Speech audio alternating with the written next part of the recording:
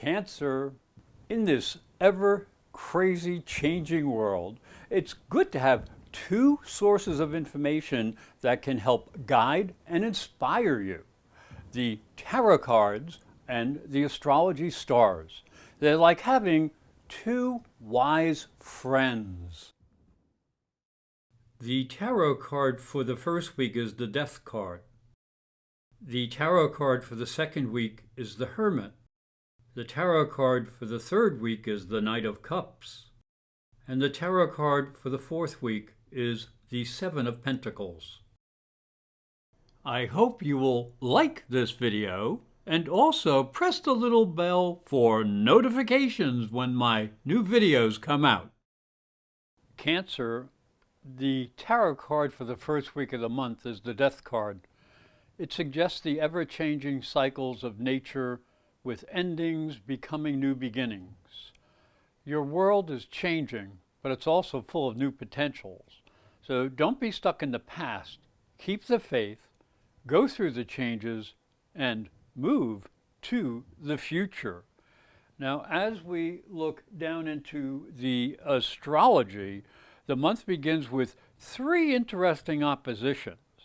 The Sun in the 5th house opposes Jupiter in the 11th. This warns you to be careful with business associates. You may think that they have the same agenda as you do, but you might be wrong. So maintain your personal boundaries.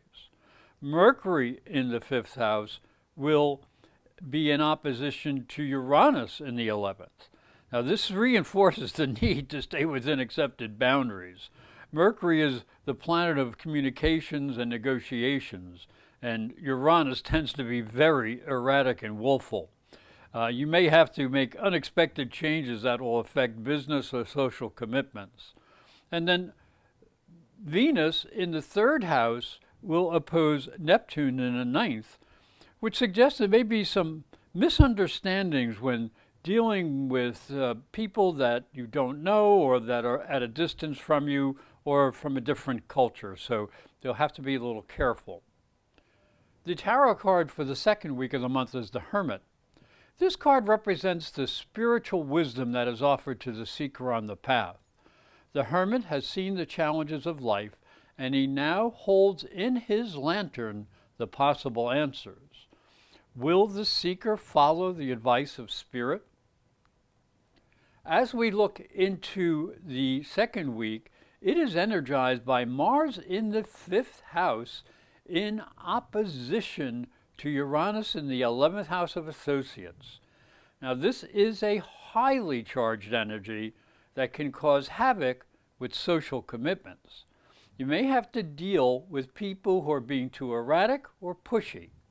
Try to be a diplomat, especially in networking situations. Know how far you can go and maintain a professional approach. This is very important since there is a new moon that will be happening in Scorpio in your 5th house, and it will also oppose Uranus in the 11th. This suggests there may be social situations that are more complex than you realize. You would be wise to control your pleasure principle and behave yourself. Some people just might be being way too emotional. The tarot card for the third week of the month is the Knight of Cups. There's a man in armor seated on a white horse. He extends a cup before him. His helmet suggests imagination, and there is water behind him. He suggests inspiration, creativity, and emotion. You may receive an offer that has a positive emotional impact, and there could be a little love and romance in the air. Now, the third week begins with a powerful Sun-Mars conjunction in your 5th house. Talk about romance. So this is a good time to put on your creative hat or take a new approach to solve how to use your ideas in a very creative and productive manner. You have excess energy that needs to be guided to be effective. You may also find some extra time for a romantic rendezvous that adds a bit of pleasure to your life. Now, this is followed by an easy trine between the Sun and Mars to Neptune up in the 9th house. This is inspirational energy that allows you to expand your mind and vision. You may be able to see yourself in a new situation in the future. Don't just dream about possibilities. Take some positive steps, like starting a new course of study or traveling to a new location. The tarot card for the last week of the month is the Seven of Pentacles. This card represents a need to take an inventory of what has been done. This can represent any type of achievement. You have worked hard and achieved some success, but you may need to reflect on what you have achieved and where you want to go in the future. Now, the month will end with the Sun entering optimistic Sagittarius and your 6th house of daily routines. Now, this is a great energy that can bring opportunities for new responsibilities and even fun at work. You might get a small promotion or be put in charge of a special project. So take opportunities seriously, for this energy may be modified as Saturn will square both the Sun and Mars from the 10th house. You may have to change your schedule to meet the demands of a new situation. Now, the month will end with questionable communications as Mercury in the 6th house will square Neptune in the 9th. This energy can bring confusion, so make sure you know exactly what you need to do.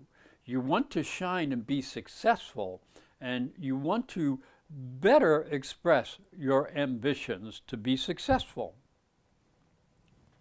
Hi, I'm Reverend Tom Kearns, and this is my story. If you are a spiritual seeker, it may help you on your journey. I believe your spiritual development is as important as your religion. If you look at Christianity, it focuses on the life of Jesus. But Jesus was never a Christian. He was Jewish. If this thought intrigues you, you'll enjoy my new book, Light from Water, Freeing Jesus. It's available on Amazon.com and through fine bookstores. And it may help you on your spiritual journey. I'd like to thank you for watching. I'd like to thank you for listening. Please like my videos and share them with your friends. And if you'd like to know more information and how to get help personally, get a private psychic and spiritual reading or a natal transit astrology chart, go to my website, ProfessorAstrology.com, and go to the private services page. And that's where you'll get the information. It's ProfessorAstrology.com, and I hope you have a great month.